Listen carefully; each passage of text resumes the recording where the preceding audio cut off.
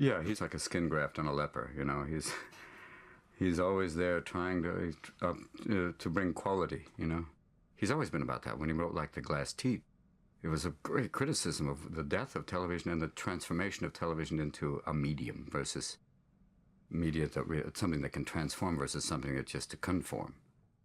There are people who would sit and watch them drag books out of libraries and burn them in piles in the streets. They would stand and watch old ladies mugged to death by street gangs, and they would not lift a finger. But if you were to take their TV away from them, they would be on the steps of City Hall with pitchforks and pump shotguns in 5 minutes. That is because nobody likes their dope taken away from them. And that's what TV is. It's dope. We went up to Fresno last weekend. We stopped in a couple of roadside places, and all of them had the TV set on. Nobody watching, but the goddamn TV set going. And when you say, would you mind turning off the TV? They say, why? Because it's making noise and it's disturbing me and there's no one else in the restaurant and I'm your customer. Can you handle that? And they look at you as if you have just said their grandmother was butt-fucked by Adolf Hitler. You know, they simply feel imposed upon if you remove that giant tit from their mouth. Well, people are stupid because they've got the handmaiden of television. Television is not like movies. Television is not like books. Television is not like anything but television. It gives you everything. I mean, I think it's ironic that whoever ever sees this will be seeing it on a TV screen. I doubt that they'll be seeing it on a big movie screen, and maybe it'll be a cassette, but they'll be watching it on a TV screen. It gives you that.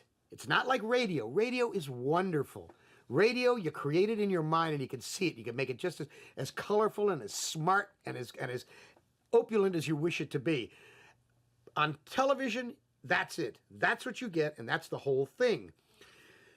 This means you don't have to work for it. You can sit there like the couch potato, and that's it. You got to have a good thumb, and that's about it. That's one reason people are stupid. They just are not using their brains. You don't use a muscle, it atrophies. Susan, my wife, and I, one night we were going somewhere. We were channel surfing. We were going somewhere. I don't know where it was, and we wound up for some inexplicable reason. We paused.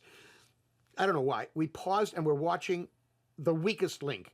Now, if this is in fact turned into a film, and 20 years from now someone's looking at it, they'll say, what was The Weakest Link? Weakest Link is a television show in which they have people who are brought in as contestants. I think they are tested on their DNA, and if their intellectual level falls below 7 or that of an Ocello sponge mop, they become a contestant. If you actually know anything, you cannot possibly win a dime on this goddamn show because you are surrounded by people who have the intellectual level of a marmoset.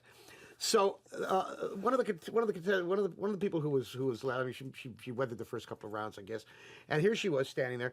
And she was a very well turned out young woman, about 25, I would say. And the question that was asked of her was this: what S,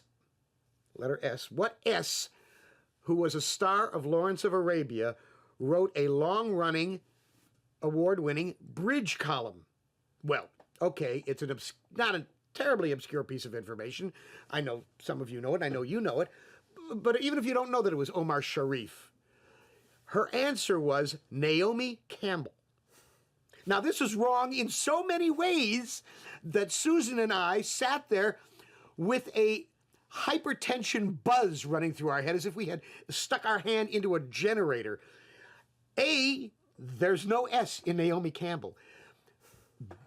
B or 2, whichever I started with, Naomi Campbell wasn't even born when Lawrence of Arabia was made. 3, Naomi Campbell is a supermodel who could barely write her name. She may be the nicest person in the world. She wouldn't bite the head off a chicken, but Naomi Campbell has never written a column or anything else.